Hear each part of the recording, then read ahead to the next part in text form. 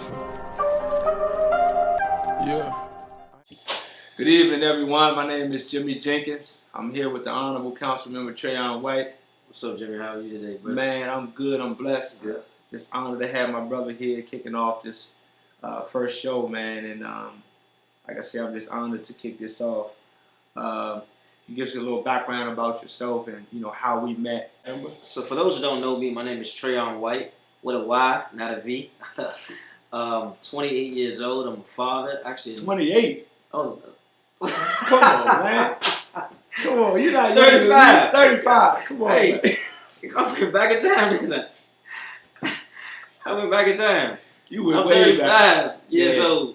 I have a new baby, Phoenix Asada. I'm a homeowner in Ward 8. I grew up with the Blue Singer High School, went to undergrad at Maryland Eastern Shore. I went to grad school at Southeastern. I'm also currently in law school, just finishing up 1L.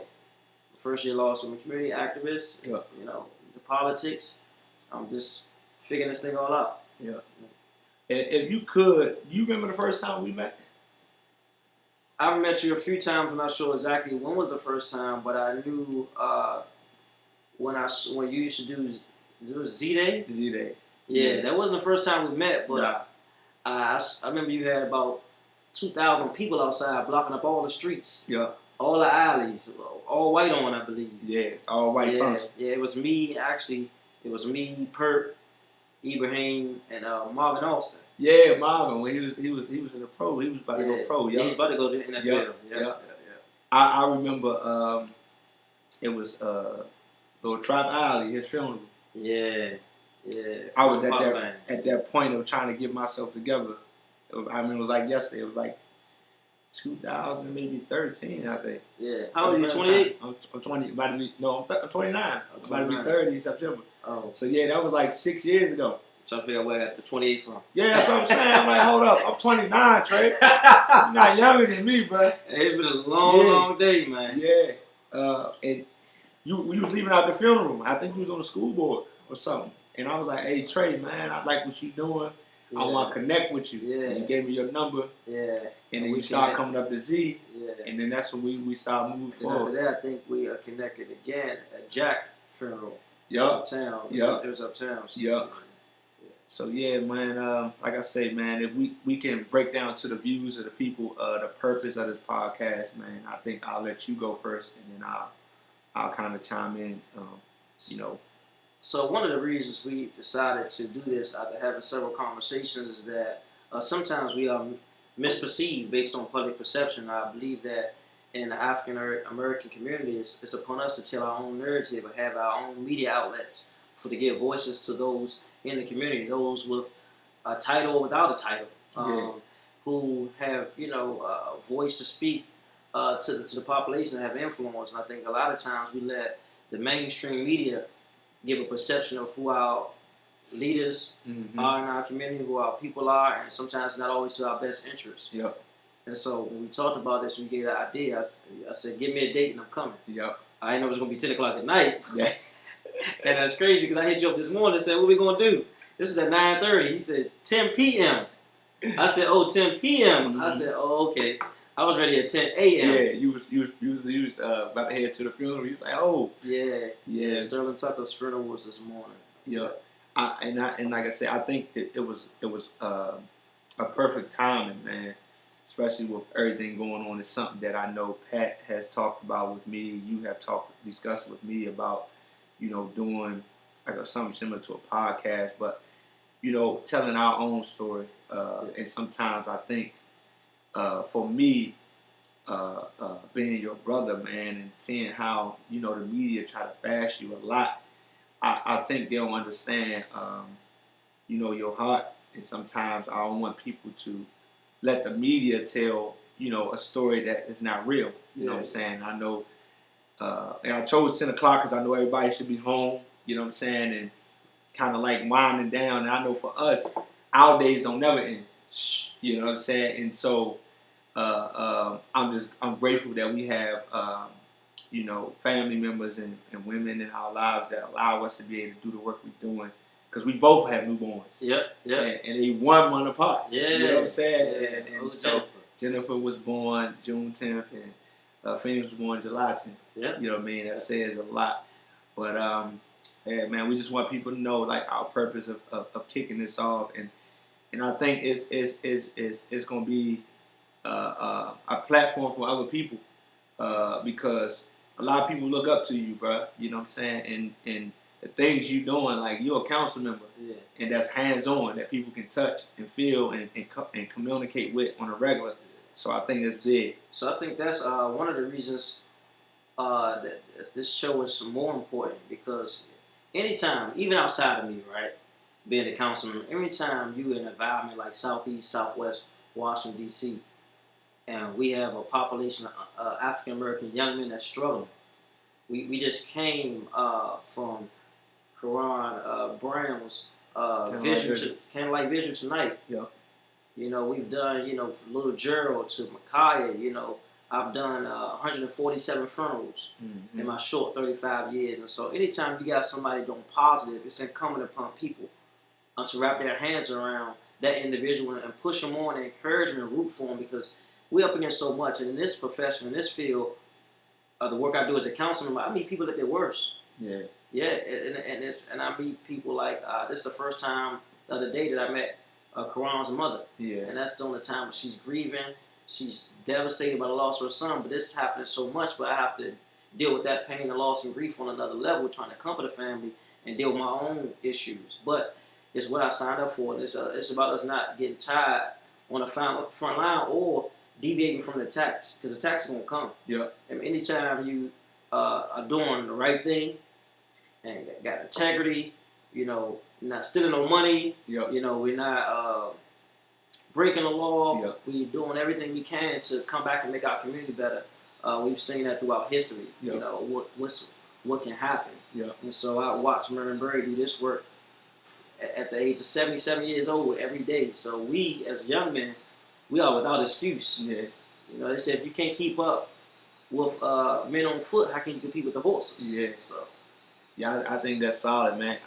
Like even with doing the work that we do when it comes to like violence intervention and prevention, sometimes it be tough, but because you understand your role in this thing, because I know for me, I still deal with my family experiencing gun violence and with my little brother situation, and I still gotta wake up every day and support families who go through that, and still to some capacity, deal with my trauma.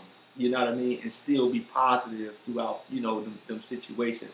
And so when situations like that happen, like with the young boy, that kind of like it moved me the wrong way. You know what I mean? Yeah. And because you have an 11-year-old son, I got a 10-year-old son.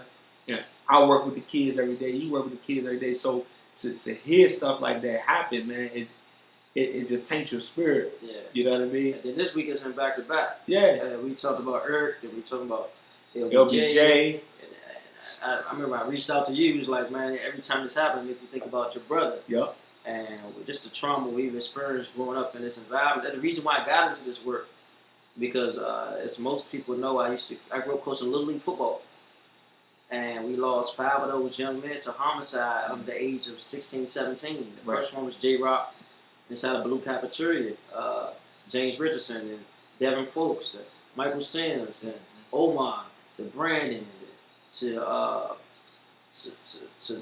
Lemonhead, Paco. I can go down the list of so many people we lost to youth violence. I made a promise to God years ago at the age of 18 that if He allowed me to make it out to become somebody, I'll spend my life energy trying to make the community better. I always believe that we can talk about the problem all day long. Yeah. But what are you doing? What are we doing collectively to make our community better? Yep. Because that's what it comes down to. And we're in a race against time. Yep. We don't have a lot of time. Yep. Because even the population of African Americans in Washington, D.C. has been decreasing and decreasing and decreasing. And so when I look at the Instagram and I see that we the light in what God hates. Like I see the fight. I was on social media today and I saw a young lady doing a video and she was in the doctor's office. and two young ladies was going in our doctor's office, and I had to hurry up and turn it off because I didn't even want that in my spirit. It's like, man, instead of even when LBJ passed, I saw so many videos being so somebody's actually standing there while this young man and another young man is on the ground fighting for their life. They standing recording it, man, recording it. Yeah. That's somebody's child. That's somebody's brother. That's somebody's father. And so we have to change the mindset and culture of our people. And so I want to talk about that a little bit tonight, because we can't reproduce a healthy generation at the pace we're going. From the health disparities we have to the 83% single parent households, predominantly African American women we have in our broken families and broken homes. And so when I see you engaged to be married and building your family, that speaks volumes to strengthening the black family, because far too many times most of us grew up in a household without our father being present in that home. Yeah. So we got to change the paradigm. Yeah, and so to get into the topics, because I know that we can go forever. You know what I mean? One of the topics I had today was self-awareness. You know what I mean? If you could touch on self-awareness and your role in life right now. Yeah, so I often think about a book I read years ago called As a Man Thinketh. And it says that people, one of the quotes in there, and it's not original with me, but it says people all over the world want to change their circumstances, but are unwilling to change themselves. And so I always say, if I want my life to be better, my circumstance to be better, my family to be better, or my community to be better, I got to rethink how I'm going to be better. Yeah. And if I do what everybody else is doing, I'm going to get what everybody else is getting. Okay. And so part of our responsibility is to hold each other accountable. That if I'm lacking or slacking in the area, it's not for me to criticize and tear you down. It's for me to use that information to correct, rebuke, and encourage you. Man, come on, bro. We got to straighten up, or we got to get this going, or we said we was going to do this, or we got to follow with this. And that's that type of accountability and continuity that keeps us focused on the right path. Because one of our greatest distractions is not that we wasn't smart enough, not because we came from a poor background, not because our fathers wasn't there. None of that. It's because we wasn't focused enough. Yeah. And there's always distractions to keep us from getting where we need to be. That's why we need accountability, man. Yeah. And I think that level of accountability is missing in our community. Like, even for our young people, I always say that back in the day, the greatest influence on young people used to be like church or religion or the community or sports. But the greatest influence on a young person this day is another young person. And social media and TV. And so we have a lot we're fighting against in this day and age to be proactive about how we envision, because there's no vision of people perish. What's the vision for our personal life? So that can transform to our family and ultimately to our community. Yeah.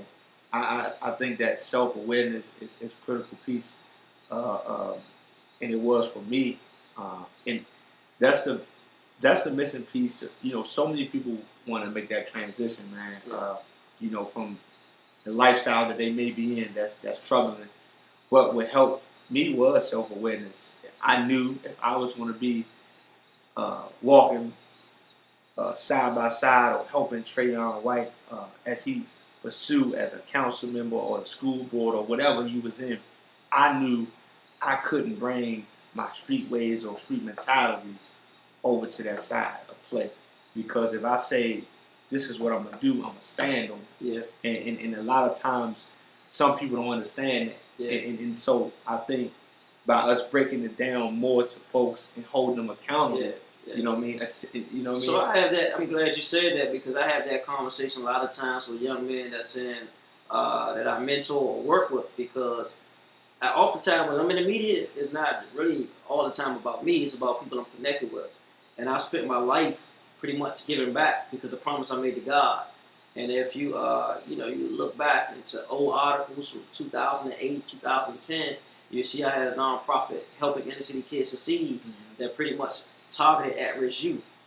And people think that we just got here out of osmosis, but it took time. Was messing up, falling off, getting the stuff, and somebody had to reach back and be patient with us. Yeah. And it takes time. Yeah. For some, especially when we addressing young men who been disengaged from school. Yeah. They got access to a $1,500 gun, but don't got $20 in his pocket. Yeah. That has never read a book before. Yeah. That's never had a man to tell him, man, you need to sit down. Yeah. That never had to tell him, man, listen, you gotta work on your hygiene. Yeah. I gotta go to other men and tell them, man, you gotta go take a shower when you go to hit. Straight up. And that's the work we do every day. That's behind the scenes that people don't see or understand, and people people transition their own time. Yeah. And in the meantime, it's like we take the brunt because if they mess up, it's public now. Oh yeah. Because when you high up, all eyes on me. You know what I'm saying? So we are not fortunate enough to be able to take those hits in private because our life is so public. Yeah. And it comes with the territory. Yeah. And so with your role, right? Because I mean, you help me on a level that many really would understand because of our relationship. Just really understanding like how to deal with the hate, how to deal with transforming and not really worrying about what people have to say. Because I mean, I see you deal with so much, Slim, you know what I mean? And I don't say it, but I learn from it. And so now when people may say something wild to me,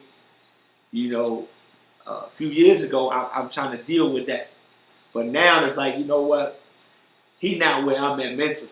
So maybe I need to try to figure out what he's really going through. So I think for as far as me, I still struggle with that. But what I'm learning now, it's reaching the last 2 months, doing some self-evaluation. Like, I can't take it personal, right? Because I'm a public figure. People can say whatever they want, and I can control me. Right. I can't control what other people say and do. Because I also learned that because I deal with a high-risk population, what I do in moderation, they gonna do in access. Yeah. So I might be like, man, Slim, who you think you're talking to? They ready to go. Yeah. And then I'm responsible not only my actions, but their actions, because I'm ready to respond to a situation, but they on full go mode. You know how it is. Yeah. And so I have to be conscious of not only what I say and do, but understand the influence and power I have leading a population that may not be as mature as me because I have a lot to lose. Yeah. And I'm a gatekeeper for over 80,000 people. Yeah. And so I have to maintain that mindset and balance. Come through a lot of prayer, meditation all the time, just self-awareness, because we focus a lot on our outside. What we going to eat, we're going to comb our hair, we're going to get a haircut, what we going to clothe ourselves in. But it's more so dedicating that time and energy on the inside. Yeah. And that can't be neglected. Man, and that segues us into the next topic. So just so y'all know, we're gonna do question and answer segment after we get through the 2 topics in upcoming events. The next topic is family matters. Oftentimes, I know you hear it a lot. I hear it a lot. It's not a question, but I think it's a question and concern from people. And they also they interested to know, how do we do it? Like, they like, man, how do you do this, do that, and still maintain to be a father, still maintain to be a husband, a brother? Yeah. Like, what does that topic mean to you, family matters? So let's take tonight, for example. I went to Karan Brown's Vision. I left there about 8:45. I'm exhausted. You know what I'm saying? And so I hit you up, or you hit me. It was like, man, you still gonna do the show? And I'm like, where? You like, here. I'm like, oh man. So what did I say? What was my response? I said, let me check in with the lady, check in on baby. I got to check in on the kids. I got the boys over there, my son. And I said, oh, hey, okay, let me know. I said, give me 20 minutes, figure out how home is. If home disarray, the boys tearing up, or the baby not happy, or my lady not happy, I can't go. You know what I'm saying? Yep. And so, and I think people got to understand that as men, a lot of times I think men, we kind of mess up with that. We want to provide for the family, we want to provide for the community, and sometimes we got to check in and be like, hey, look, hold up. I got to make sure I get this straight first. Mm-hmm. You know what I mean? But how do you balance that, though? Yeah, it's every moment is a defining moment. What I don't want to see happen, and which I've seen happen early on in my career, because business and it's a fast pace, and sometimes when I answer my phone, it changes the trajectory of the rest of my day. Yeah. Right. So today I got a call that one of the property owners put out one of our senior citizens, put them out their house without, we went to the wrong house. Mm-hmm. So they put somebody out their house and put the wrong family out. Mm-hmm. You know what I'm saying? And so that is just an example of the many calls and requests I get that may change my day. But what I'm very conscious of is that I don't want to become a public success, but a private failure. Mm-hmm. Where we look good in the public, like we got it all together, we're in nice suits, we're stable, we're making money, we're making moves, but the inside is decaying. Yeah. And sometimes we get in the habit of being busy, Yep. and being busy, that business become our God. We worship in busyness and just being in the crowd and or getting 1,000 likes on Instagram, or getting 2,000 people to respond, or being on TV. And sometimes that stuff can be intoxicating. Yep. And I'm learning, if you exalt yourself, you'll be humble. Mm-hmm. But if you humble yourself, you'll be exalted. Yeah. And that's just the nature of life. And this work is a catch-22, because people praise you one minute and curse you the next minute. Yep. Or the same minute. Same time. Same time. Yeah. So I try to be even keeled, because I believe that praise and rejection are two sides of the same coin. You can't accept the praise from people, and can't accept the criticism or the rejection. Yep. You got to be able to accept it all. Yep. So. Yeah, I think that was great, man. And like I say, man, I as a brother, as a friend, as a guy who support my council member, you know, I always check in with you about that, you know, with family, because I understand your heart, and I also know how you feel about family, and I'm grateful that, you know, that you're able to balance that. You know what I'm saying? Just me being just a brother. I think that's a great asset. That and I'm still learning, man. Oh yeah, I ain't saying you perfect. And I ain't learning. saying you're perfect, man, but it's not too many people can do that.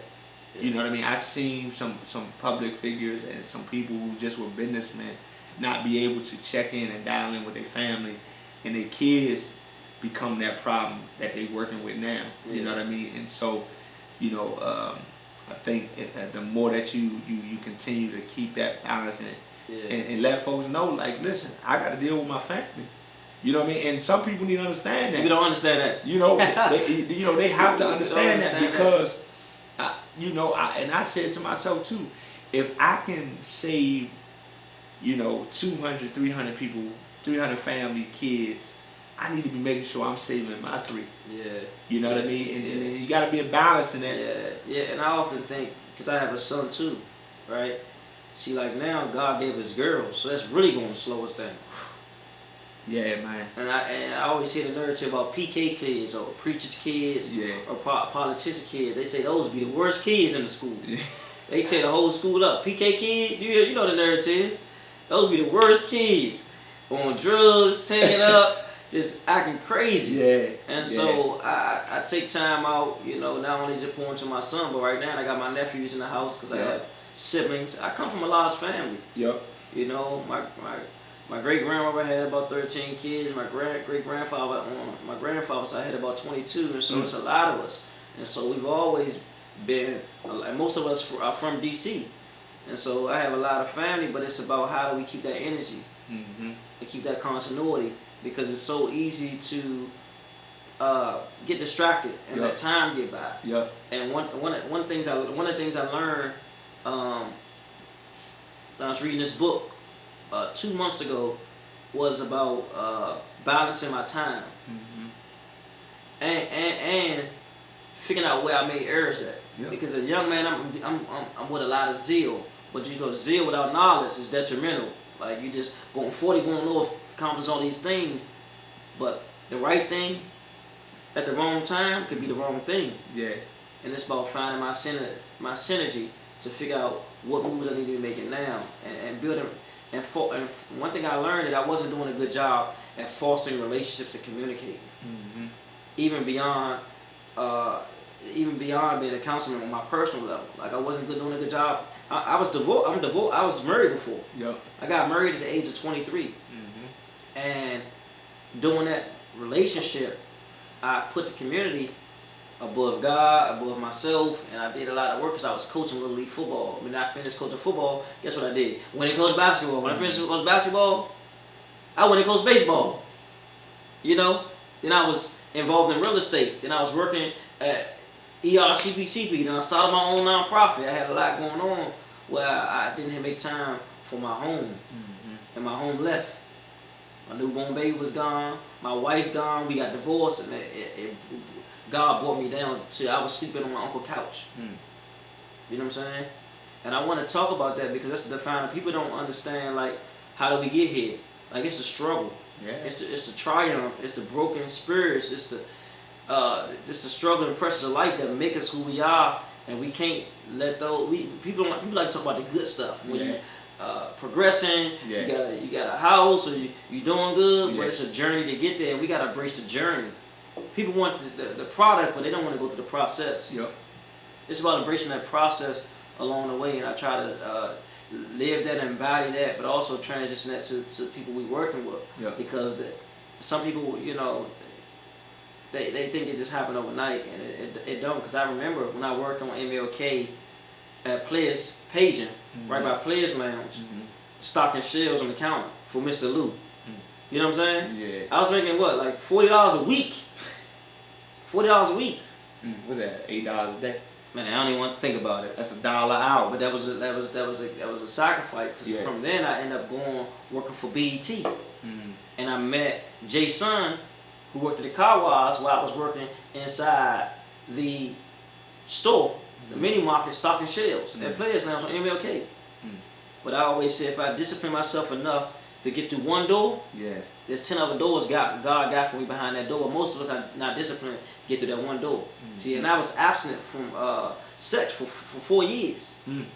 People don't, outside of my friends, joining on me, saying, "Trey, what's up, man? You don't want none?" That's a tough thing. And I was transitioning from high school to college. 4 years. 4 years. But the backdrop to that is I ended up graduating with a cumulative 3.7 GPA from college, in the top 10% of the university. Yeah.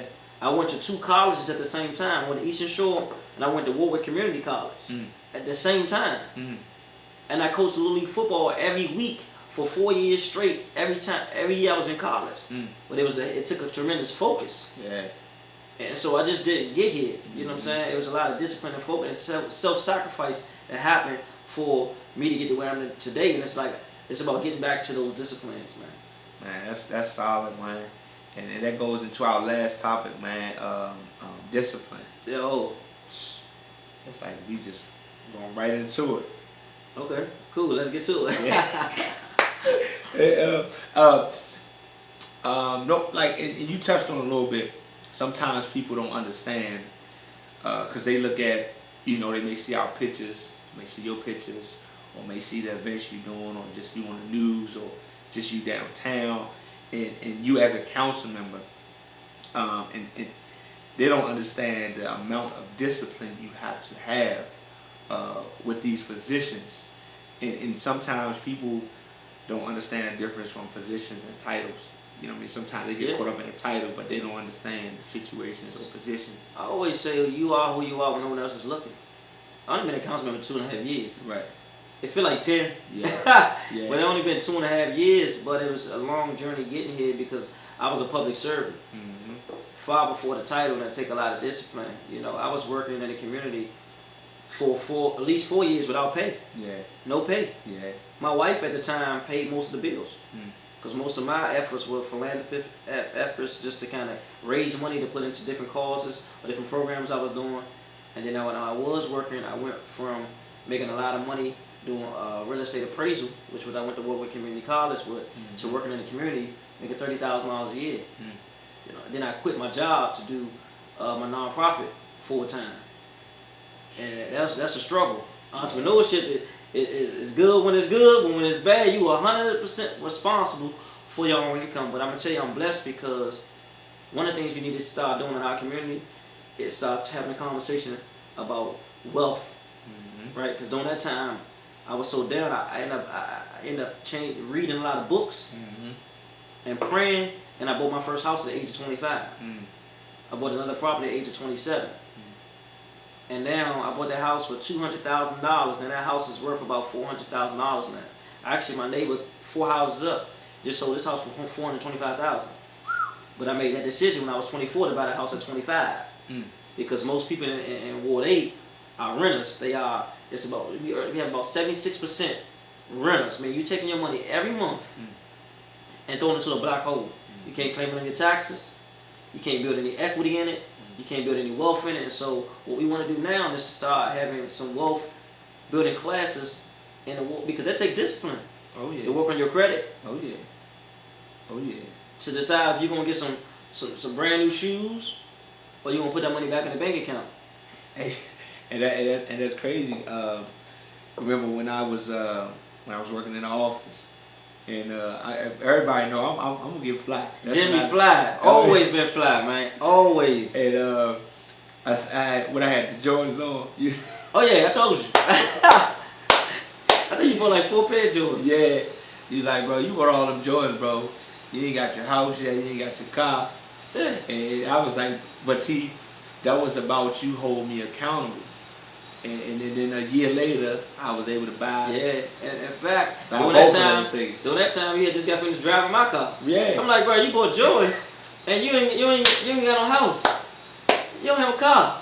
That make no sense. Jordan the billionaire. Yeah. And we making him even richer. His kids going to private school. Yeah. He got jets and he flying. We making him richer, but we ain't investing in himself. And how we gonna teach the kids to invest? And one thing that I admire about you, Jimmie, that you was able to make that turn. Yeah. And a lot of the guys, even I talked about, you need to get a suit. Yeah. You know what I'm saying? You need to start getting suits. Yeah. And I like to wear the cheap suits, but whatever works. Yeah. I had to tell my man, you gotta get the. And you switched up, yeah. And you was able to make the turn quicker. You cut your head even still, and those type of things you had to make adjustments. And most people are not able to make those sacrifices early on because they can't see the long term. Yeah. And I was like, Jimmie, you can't keep doing it. You need to go get a business. Remember when we had that conversation? I said, you don't got no business, bro. You said you're doing business. You don't have a business card or you don't have a business, so you're not really doing business. Yeah. You're a handyman. Yeah. There's nothing wrong with being a handyman, but how you expect to grow without an official business? Yep. You ain't no bank. If somebody wanted to give you $1 million, you don't even have a bank account to put the money in. Not in compliance. But see, and that's the last thing I was gonna say. And wrapping that up was that a lot of folks, they want to be around the Trayons, be around the Jimmies, be around the Tony Lewis. A lot of these people that's doing this stuff, right? And they don't make sure they cover themselves to put themselves in position. And being around you, it was things that you said I had to line up to be able to be in position, and I followed up with it. You know what I'm saying? And then there's something you said one day. You was like, bro, it's a blessing and a follow up. And every time you said from the business, get your business papers done, your EIN. I mean, just all my paperwork stuff you ever said, I went and did. I followed up. And now I'm in a position where, I can help my family. I can help people if they need something.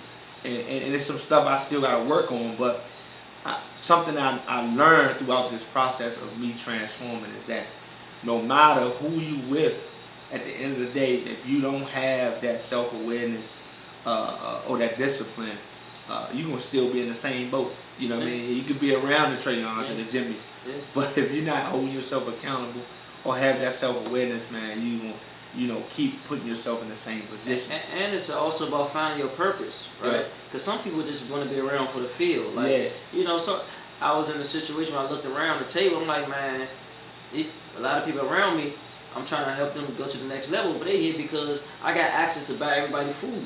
Yeah. You know what I'm saying? They're around for the feel good. Yeah. Just to get their feeling. Yeah. But once you know your purpose, I told a young man yesterday, and he followed up, but I was like, the reason why you hanging out here, I said yesterday, how long you was outside? And he began to talk, and I just assumed he was outside at least 10 hours. See, when you know your purpose, you don't have the luxury to stand outside for 10 hours. 10 hours, man. It's 52 weeks. It's 52 weeks in a year, right? Yeah. Like, you don't have the luxury to stand. You know how much time that's add up to? 10 hours, man. 10 hours, man, outside on the block. I'm trying to find more hours to complete the stuff I need to do in a day. And he's standing out there 10 hours. And we all got the same 24 hours. Yeah. And we'll complain to you like you the wrong one. And that's something else that I would last thing I probably want to say about that discipline is that, you know, I have people that say they want opportunities, they want to do this, they want to do that. You give them a small task of just putting themselves in position where you can help them, and they'll never deliver. But they'll look at you like, man, you know, you ain't looking out for me. You know what I mean? And so, man, like I said, man, I appreciate, you know, what you do. And I think we want to open up for questions. You said folks want to ask some questions. I mean, Well, check out the questions. I mean, it's lit up. I'm going to go to the top. Oh, man. Questions. Okay, Marcus put something on here. It says, this system doesn't allow everyone to live healthy and successful lives. You want to touch on that, Trey? Yeah. What do you say? The system doesn't allow everyone to live healthy and successful lives? Yep. All right. I'll touch on that real quick so you get finished. Oh, my God. How we doing, Pat? All right. With how much time on there? 20 minutes. All right, y'all. We got about another 20, and we're gonna be done. I'm gonna let Trey get to that question. All right, I got you. So he said. So Marcus said that the system don't allow everyone to Live healthy and productive lives. Yeah. Okay. So for my philosophy is that, to you, Marcus, or maybe they may not you personally, but you put it out there to the universe, is that men do what they have to do, so one day they can do what they want to do. And we are we are kings and queens, and so we are some of the strongest human beings that have ever been known to mankind. We have been able to overcome any and all obstacles. So as the systems are set up, it's on us to figure out and use our intelligence and wisdom and use God's guidance how to navigate through the system to get what we need. Because there's always going to be roadblocks. There's always going to be challenges. But we have to re-educate ourselves on how to maneuver. And I read a book a long time ago about just building wealth. Because a lot of times it's not that we do have a violence problem.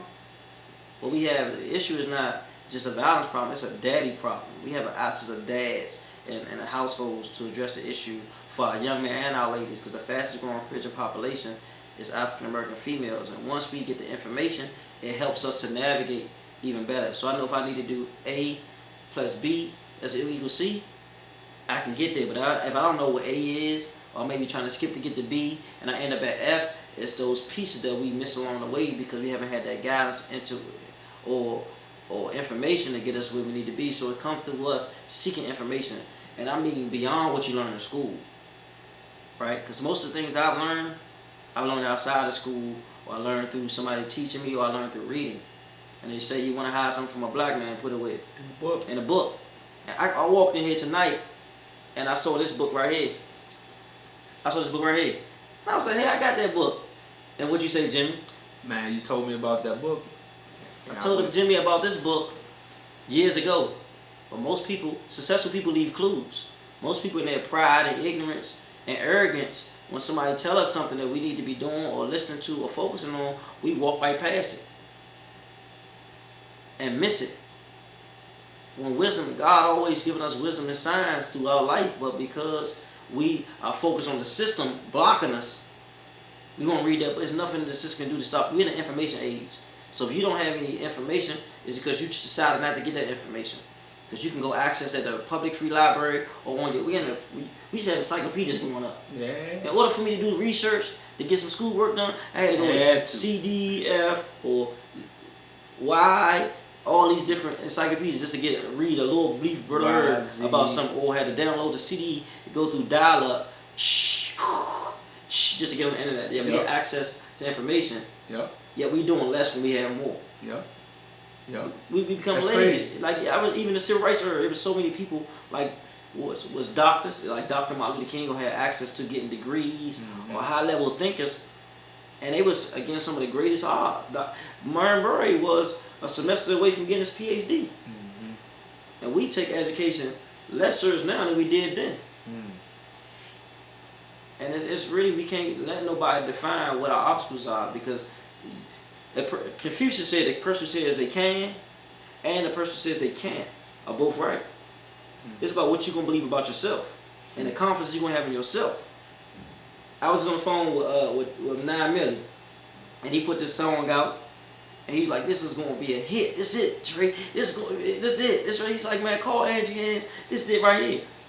But what I noticed in this young man is the confidence he had in himself. He got no other option but to succeed because the failure wasn't even in this conversation. Mm-hmm. Failure wasn't even an option. He was so excited and so believed more in himself. Like he was like, "This is it. This is the song right here gonna make."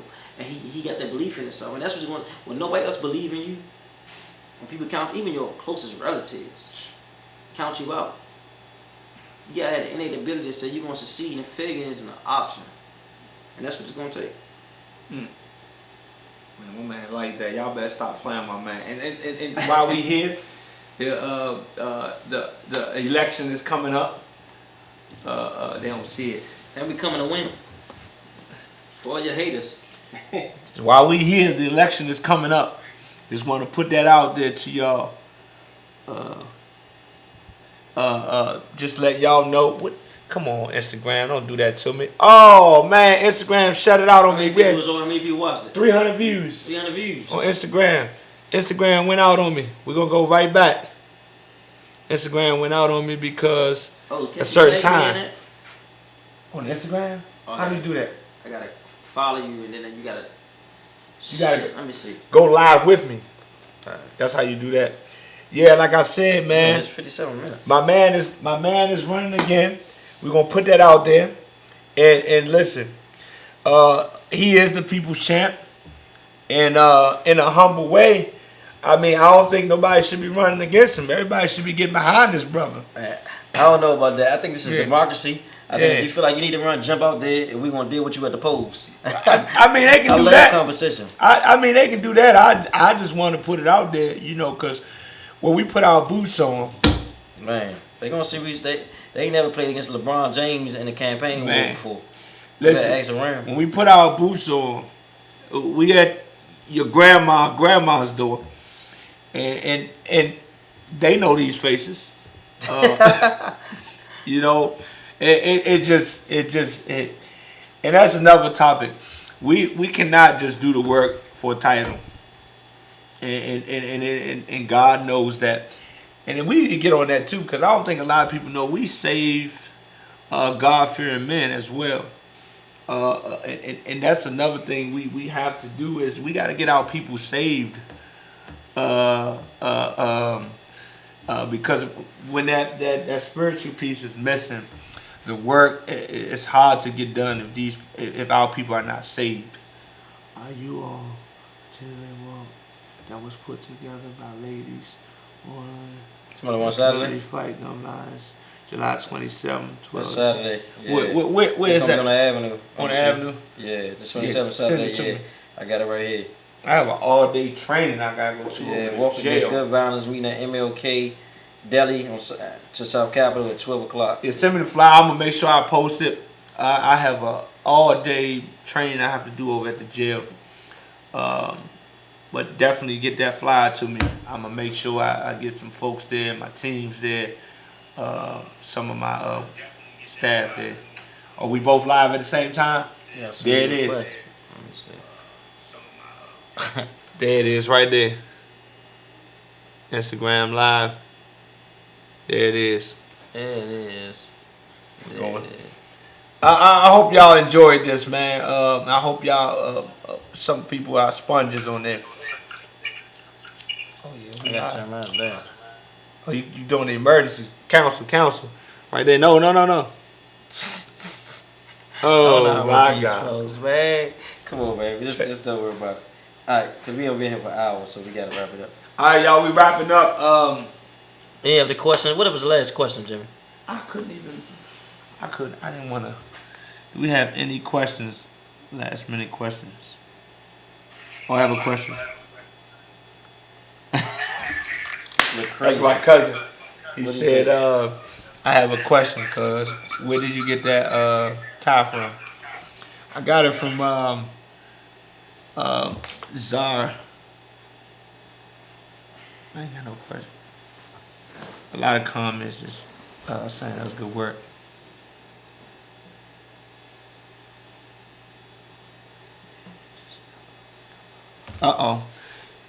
Somebody said, "Do you believe the entrepreneurs in the community? Do you think they need to step up And get come out back.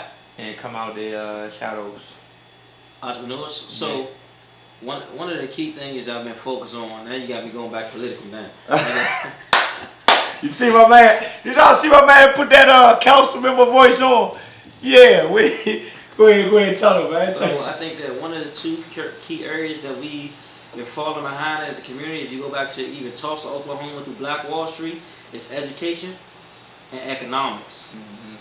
I was rereading Murray Murray's book, and he was talking about when he came to D.C., black contracts was at about 13%, and he got up to 30%, and up to 40-some%. He got a lot of scrutiny behind that, but it's about us controlling the dollar in our own community.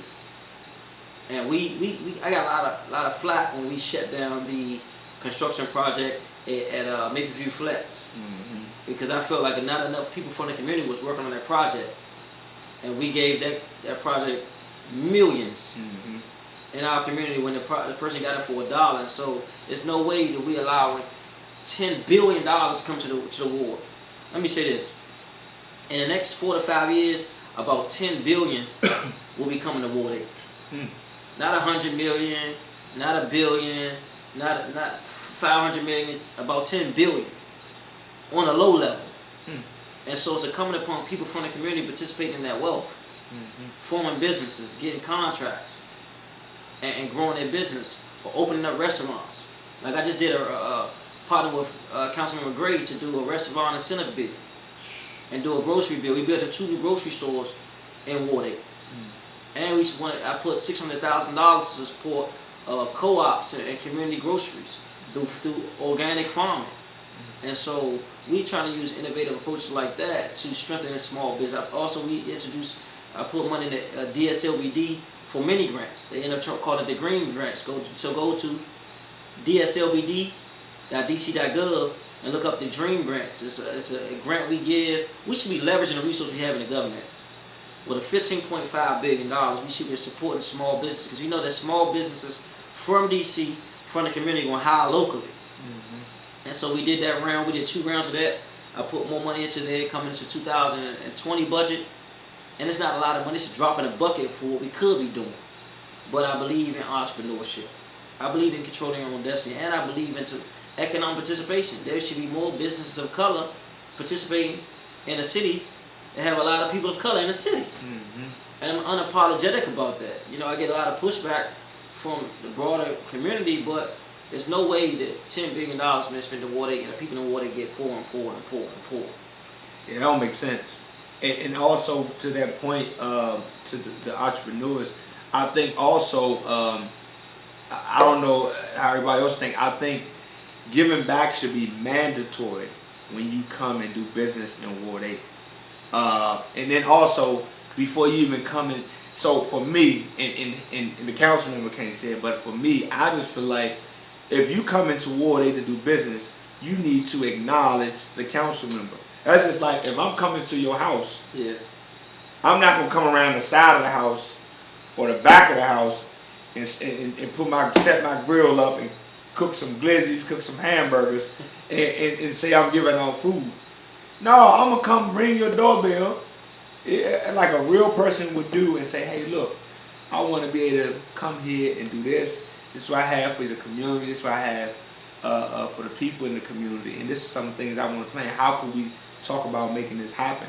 And some people don't even know I'm a business major. I majored in business administration. But they gotta have that conversation, though. Yeah, you know what absolutely. I mean. And it's not like you saying, you're not a person saying, oh, get this to me. You like, no. Have our people at the table. You know what I mean? And it is critical. That's why we got folks out here going through the things they're going through. That's why the violence look the way it looks. And we trying to figure out who are good stewards in the community. Who are good businesses? It's one thing to make money in the community, but who is giving back to the community? Yep. That's important, because we're about to have a business roundtable. I believe it's early September. We're doing it with DO, we send out letters to all the CBEs in the ward to have a conversation about what it is that you do. You may have a cleaning company. You may do drywall. You may have a car washing company. You may do a restaurant. You may do cupcakes. Like we had a young lady, Madeline, who at the time was about 10 years old, who got a grant to do cupcakes. A little girl, entrepreneurship, got the dream grant to do cupcakes. So we're trying to figure out how we can be helpful to anybody. It's open to everybody. It's not no specific people. Yeah. And we're trying to figure out ways that we can use our resources, our intellect, to encourage more because it's really about self-sufficiency. Nobody coming to save us but us. It's about how we can become self-sufficient within ourselves to spend dollars within our own community. So that's why you see me a lot of times I have a lot of clothes on by people from the community, because it's about supporting our own. There's nothing wrong with that. Okay. And we once you become successful, you those gifts, talents, and resources, not just to give back or donate to give back to the book bag drive or buy some turkeys, but how you use that institutional knowledge to teach somebody else how to do the same thing. Yeah. And that's what matters, man. And I do that a lot, man. I'm big on actually life coaching somebody, man. Because somebody had to do that for me. It's so easy for you to tell somebody what to do, but when you're able to walk them through, you know what I'm saying? I see you do that a lot as well. I think that give back piece go two ways. Of course, you can give back financially, but if you can give back by taking somebody that's young coming up and showing them and coaching them and holding them accountable, you know what I'm saying? Yeah. That's the greatest thing in life, man. And then to back off and see them actually do what they do, man, that's the best thing in life, man. I learned that a long time ago, because one of the key individuals that helped me was my old coach, Nadi Nah. He was the coach of Baloo. And I always felt like I owed him something like that. I got to give him something, you know, from Monty to Deron Cloud to John to Mason. One of the things they told me, man, take whatever you got and give it back to somebody else. Because if all of us did a little bit and a little bit, it equaled a whole lot. Yeah. But sometimes we become successful and we move out the Bowie, Upper Marlboro, Fort Washington, and it's nothing if that's what you decide to do. But this is the same community that raised that you made out of, so you are obligated, as W.E.B. Du Bois called the talented tenth. It's a tenth of the people who become successful out of that same community that's obligated to make their community stronger. Because when you leave, you actually make the community weaker. Like, that's why I've never been against mixed communities. Because when we concentrate poverty like it is now in the public housing, most people are making the same income. When you have that so many issues in that community, it creates an explosion. Now you got an opportunity where a young person living next door to the council member. Well, we have doctors living in Henson Ridge. Yeah.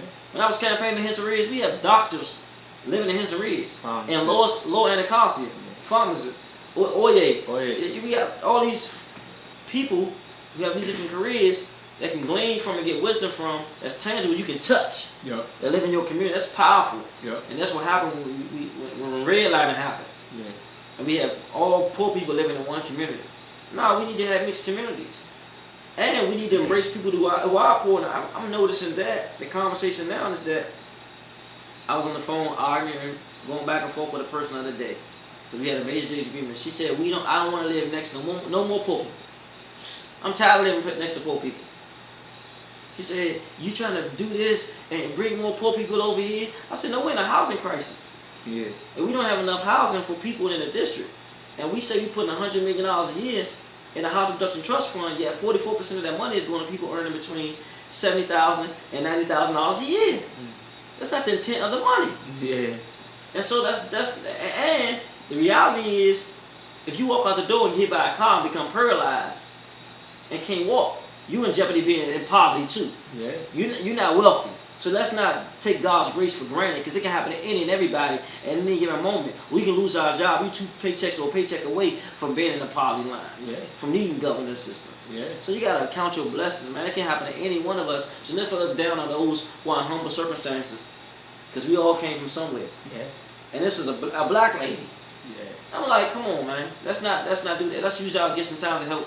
Not give a hand out, but a hand up. Because we got here because somebody gave us a hand up. Yeah. And I think the give back is all in the grind and the route you took in life. That's not something that you had to be taught, right? It's something that just comes from your heart. It's pure. It's genuine.